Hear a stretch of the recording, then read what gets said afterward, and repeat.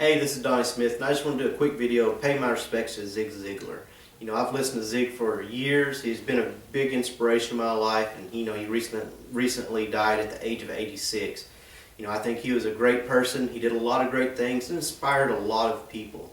So, you know, I want to give a thumbs up to Zig. I think he did a great thing. I think he made a big difference, you know, during his life with a lot of different people.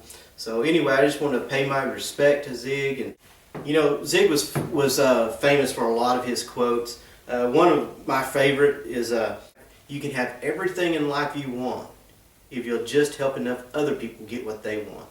You know, I heard that a long time ago. I was just a kid whenever I first heard that. It made sense to me, but I didn't really fully understand it until I got older. And you know, the older I get, the more sense that makes. That's a great quote. And if you never heard of Zig, I mean, you can search his name in, Zig Ziglar. And I've also got a little clip here that I'll show you in a minute of him. But he's got some, you know, he's got some great videos out there that you can watch and learn from. He had a lot of wisdom to share with the world. So anyway, I just want to pay my respects to Zig, and keep watching. There's going to be a video clip of Zig and, you know, some of the training he's done. Let's get right back into it. Zig, you had something that you wanted to say from before the break. I sure did. To hitchhike on what Linda had to say, I completely agree about living the way you're talking about, because people won't always believe everything you say, but they will always believe the example you have set for them.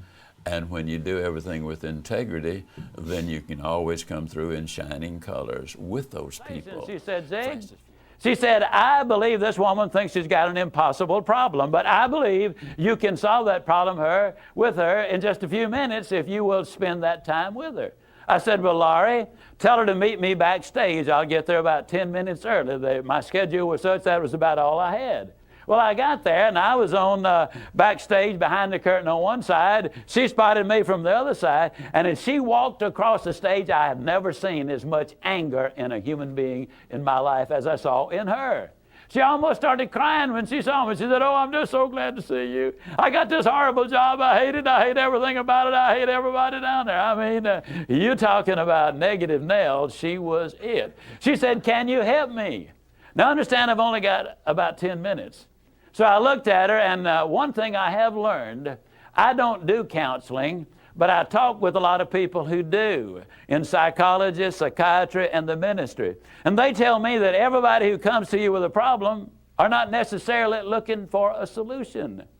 I couldn't understand that for a long time. Why do they bring you a problem if they don't want to solve it? Well, I can tell you why. They want to tell you about it, you about it, you about it, you about it, and you about it. And if you foul up the deal and solve the problem, they can't tell you again, you again. They want the attention that goes with the problem, and every company just about it has that kind of an individual. They want the attention that goes with griping and complaining.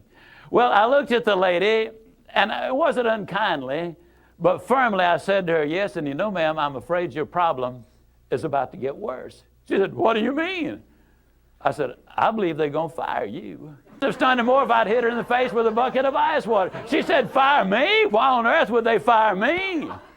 The inflection in her voice clearly said, they're the bad guys, I'm the good guy. Why don't they fire them and keep me? Have you ever noticed that people who are the problem never recognize that they are? They're in complete denial. They think denial is just a river in Egypt. In America, big enough to contain this much poison in one small spot. Have you ever noticed that when somebody is about to lose something they've been complaining about, whether it's a car, a home, a mate, a job, or whatever, when all of a sudden it appears they're going to lose them, it takes on brand new value. She looked at me and said, well, what can I do? I said, do you really want to know? She said, yes, I do. That's the reason I came to see you. I came looking for help, but you sure haven't been any help so far. I said, I guarantee you, it positively, definitely, absolutely will work if you will just do it. She said, I'll try anything within reason. I said, okay, when you get home tonight, all of your household tasks are complete. It's bedtime. Get off in a room right by yourself. Get a sheet of paper out, and at the top of it write, I like my job because. She interrupted me. She said, that'll be easy. I don't like nothing about that job. Don't like nothing about those people down there. And I said, well, just as a matter of curiosity, do you work there for benevolent reasons, or do they pay you for working there? She said, well, I got to confess, they pay me. And I said, and you don't like to be paid? Oh, she said, yes, I do. I said, okay, tell you what you do. Open your notebook right now. We'll start our list of the things you like about your job. They pay you for working there, and you do like it, don't you? She said, absolutely. But she just stood there. I said, no, open your notebook now, and we'll get busy on the list. She just stood there. I said, ma'am, let me tell you what my experience in life has been. I've discovered that in 100% of the cases, no exceptions, people who won't take step number one never take step number two. You see, she had come to me with an impossible dream. Her dream was that nice Mr. Ziglar was going to solve all of her problems, and she would live happily ever after. Well, folks, I got news for you. I can't solve her problems. I can't solve your problems. But I will give you some steps that I'll absolutely, definitely, and positively will work for you, as it worked eventually for her. I said, well, ma'am, let me tell you something. Unless you're willing to take step number one right now, it's been nice talking with you. She angrily opened her notebook. Before we got through, there were 22 things she liked about her job. Not only did they pay her for working there, they paid her above average. She had 3 weeks vacation with pay. She had a retirement program. She was in on profit sharing. She had health insurance, life insurance, and accident insurance. She lived less than 10 minutes from home. She was in on management decisions. The company sent her to 3 seminars a year to be paid for. She had her own private office and parking place. 22 things that she liked about her job. Now I said, ma'am, when you get home tonight, everything is finished. Get off in a room right by yourself. Close the doors. Change one word from I like my job to I love my job. Get in front of that mirror. And folks, I cannot say this strongly enough, but I'm going to try. The eyes are the windows of the soul.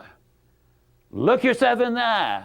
And with excitement and enthusiasm, say, I love my job because they pay me for working there. I love my job because they pay me above average for working there. I love my job because I have a wonderful insurance program. I love my job before every one of the statements. You will sleep better that night. You see, there's something hidden in what I'm saying to you now. When she says, I like my job, she's really saying, I'm grateful for my job. And tell you, the number one stress specialist in America, the healthiest of all human emotions is gratitude.